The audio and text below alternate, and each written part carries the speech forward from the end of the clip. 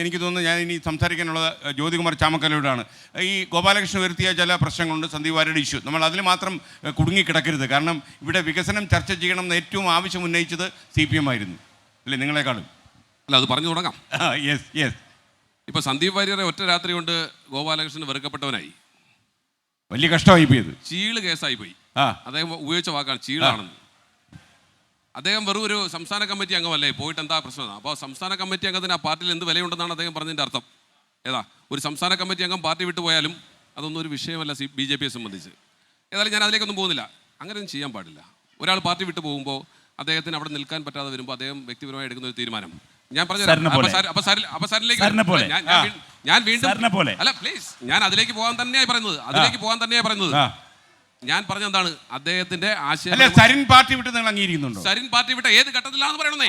Sarin party വിട്ടത് ഒരു രാത്രി സീറ്റ് കൊടുക്കാൻ കഴിയാതെ വന്നപ്പോ സീറ്റ് ഇല്ല എന്ന് അറിഞ്ഞിട്ട് രാത്രിയിൽ ഇറങ്ങുന്നു. മറ്റെന്താണ് സ്റ്റേജിൽ സീറ്റ് കിട്ടാതുണ്ട്.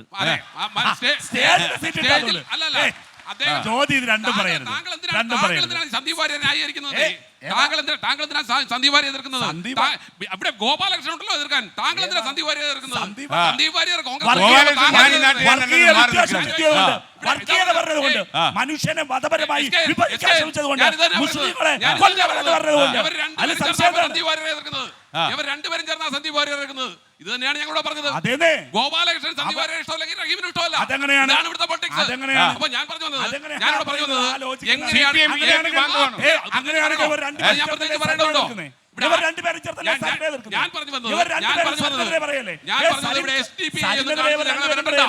ഇവിടെ SDPI നിങ്ങൾ 3-ാം സ്ഥാനത്ത് തന്നെയാണ്.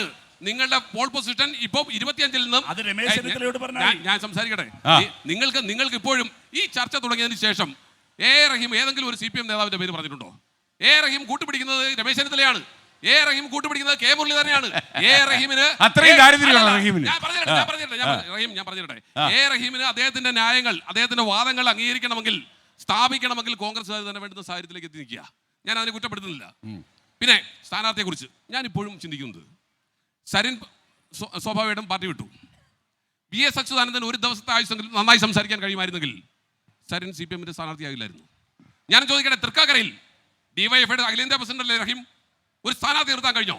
സ്വതന്ത്രനെ കണ്ടെത്തിയേണ്ടി വന്നു. പാലക്കാട് DYFയ്ക്ക് ഉശിരന്മാരായ ചെറുപ്പക്കാരില്ലേ, അവരെ ഒന്നും കണക്കാക്കുന്നില്ലേ? അതിനേക്കാൾ കേമനാണോ ഒറ്റ രാത്രി കൊണ്ട് മറുകട ചാടി വന്ന സരിൻ? അതിന് ഉത്തരം പറയേണ്ടത് ഒരു മിനിറ്റ് തീരട്ടെ. അതിന് ഉത്തരം പറയേണ്ടത് DYFയുടെ അഖിലേന്ത്യാ പ്രസിഡന്റ് റഹീമാണ്. ഒരു തെരഞ്ഞെടുപ്പിൽ പോലും അപ്പോ പറയും ഞാൻ പറഞ്ഞു തരട്ടെ. അവിടെ നിൽക്കണേ.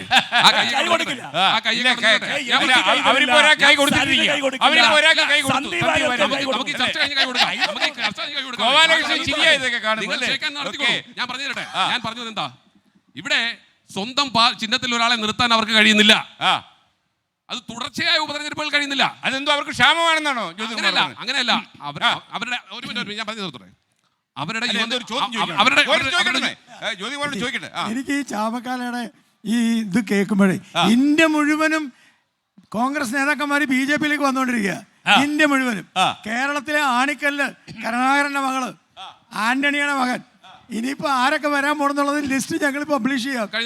അപ്പോ ചാമക്കാലേക്ക് ഒരു സന്ദീപ് വാര്യരെ കിട്ടിയപ്പോ അയ്യോ സന്ദീപ് വാര്യരെ, എന്റെ പൊന്നു ചാമക്കാലെ, നിങ്ങൾ ഈ മുങ്ങുന്ന കപ്പലിലേക്ക് സന്ദീപ് വാര്യർ ഓടിക്കേറിയത് സന്ദീപ് വാര്യർ മുങ്ങും.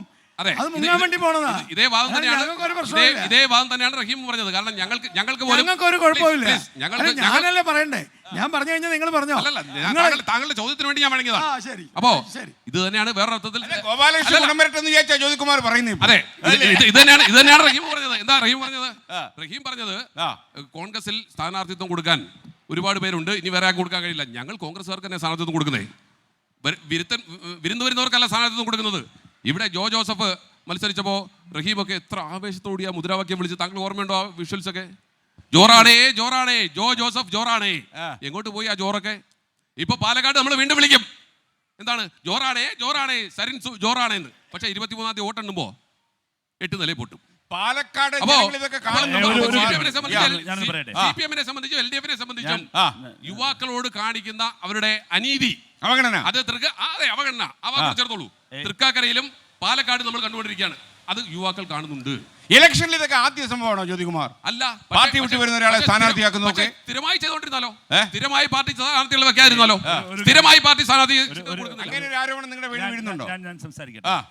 നെയ്യാറ്റിങ്കര ബൈ ഇലക്ഷനിൽ ആ നിയമസഭയിലെ MLA ആയിരുന്ന സെൽവരാജിനെ രാജിവെപ്പിച്ച് കൊണ്ടുപോയി രാഖി രാമാനം കൈപ്പത്തി ചിഹ്നത്തിൽ മത്സരിപ്പിച്ച ദിവ്യന്മാരാണ് ഈ പറയുന്നത് കേട്ടോ. ഇനി അടുത്ത് ഇദ്ദേഹം വെറുതെ പറയാണ് ജോ ജോസഫ് ഏതെങ്കിലും പാർട്ടിയിൽ നിന്ന് മാറി വന്ന ആളാണോ? അല്ല, അദ്ദേഹം ഒരു വിദഗ്ധനായ ഡോക്ടറായിരുന്നു, അദ്ദേഹം ഇടതുപക്ഷ സഹയാത്രികനായിരുന്നു. ഞാൻ കൂടുതൽ വിശദീകരിക്കുന്നില്ല. അങ്ങനെ വിദഗ്ധനായ ഒരാൾ അദ്ദേഹം മാത്രമല്ല, ഈ മന്ത്രിസഭയിലെ അംഗമായ വീണ ജോർജ് ആയിരുന്നു, ഏറ്റവും മികച്ച മാധ്യമപ്രവർത്തകയായിരുന്നു. ഞങ്ങൾ സ്വീകരിച്ചു, കൊണ്ടുവന്നു, മത്സരിപ്പിച്ചു. തീരുന്നില്ല. ഈ മന്ത്രിസഭയിലുള്ള മോശം മന്ത്രിയുമാണ്. തീരുന്നില്ല. അതൊക്കെ വ്യക്തിപരമായ കല്യാണിക്കുട്ടിയമ്മയെ ചീത്ത വിളിച്ചു, പിന്നല്ലേ വീണ ജോർജ്. ഒരു കുഴപ്പമില്ല. ഞാൻ പറയട്ടെ, പ്രശ്നം എന്ന് അറിയാമോ? ഗൗരവ ജനാധിപത്യത്തിൽ മോശപ്പെട്ടതെന്ന് പറഞ്ഞാൽ അത് ചീത്തവാക്കൊന്നുമല്ല. ഒരു മന്ത്രിയെ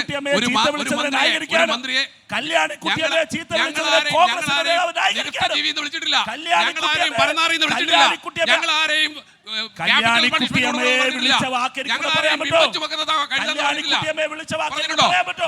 പണിഷ്മെന്റ് പറഞ്ഞിട്ടുള്ള ആരെ കുറിച്ചാണ്?